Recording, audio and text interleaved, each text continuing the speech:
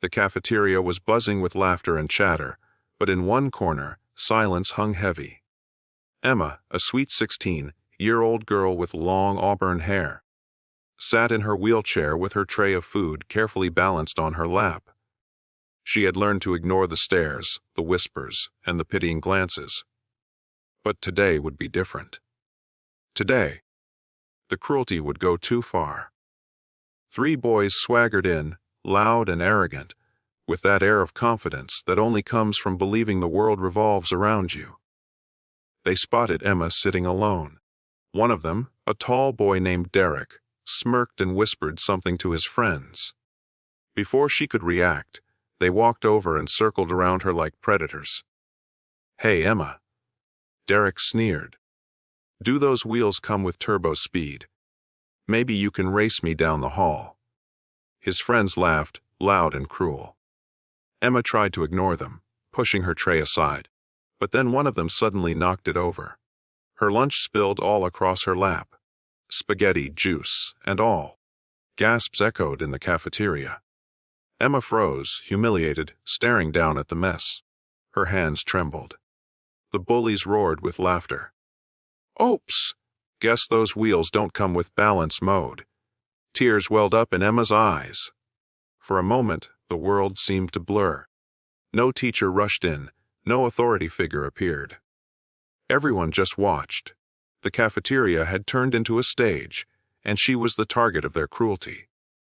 But from across the room, another girl had been watching closely. Her name was Maya. She was tall, strong, with deep brown skin and a fire in her eyes that few dared to challenge.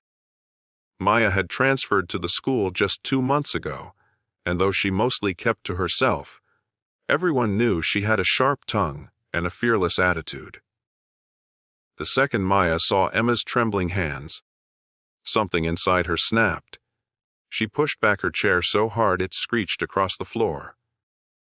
The cafeteria went silent as she marched forward, her eyes locked on Derek and his crew. "Pick on someone your own size," Maya said, her voice sharp as steel. The bullies laughed, pretending not to be intimidated. "What's this? The hero of the day," Derek mocked. But Maya didn't flinch. She stepped between them and Emma, standing tall, her fists clenched at her sides. "You think humiliating a girl in a wheelchair makes you tough? That doesn't make you strong, it makes you pathetic." The room fell completely silent. Students were staring, phones already coming out to record. Derek's smirk faltered. He wasn't used to being challenged, especially not by someone so fearless. "Stay out of it, Maya," one of the boys muttered. "No," Maya shot back, her voice rising. "I won't stay out of it. I won't let you treat her like this, while the rest of you stand around laughing. If you've got so much pride, try picking on me."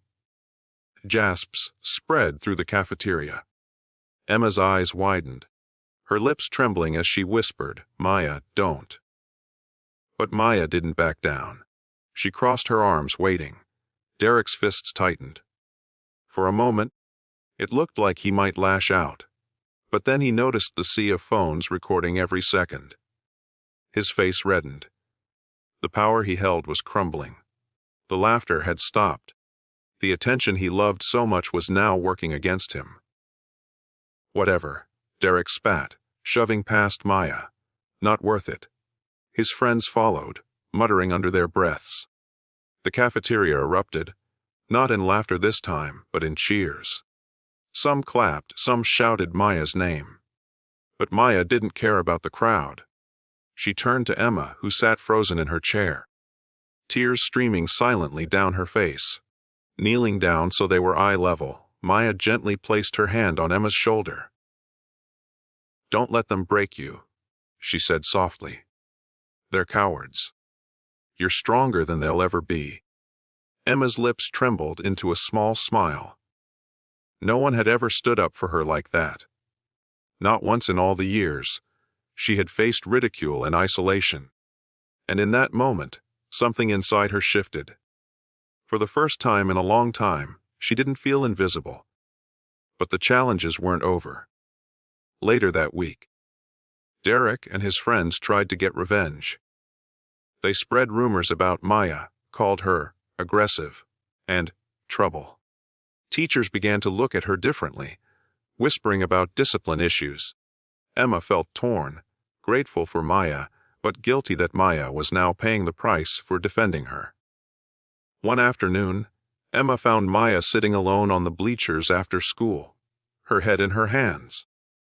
"They're trying to make me the bad guy," Maya muttered. "All because I wouldn't stay silent." Emma wheeled closer, her voice steady. "You're not the bad guy, Maya. You're the reason I can walk into school without feeling completely alone.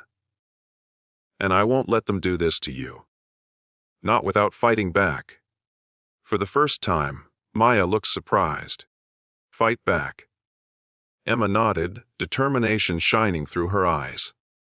"If you can stand up for me, then I can stand up for you. Even from this chair." Together, they came up with a plan. Emma shared her story openly in front of the school during an assembly. About the humiliation, the silence of the bystanders, and the bravery of the one person who stood up when no one else would. Her voice shook, but she didn't stop. The gymnasium was silent as her words sank in. Students shifted uncomfortably, realizing their part in the cruelty. Not just the bullies, but the ones who had done nothing. Then Emma pointed directly to Maya and said, "She showed me what real strength looks like. And I'll never forget it." The applause that followed was deafening.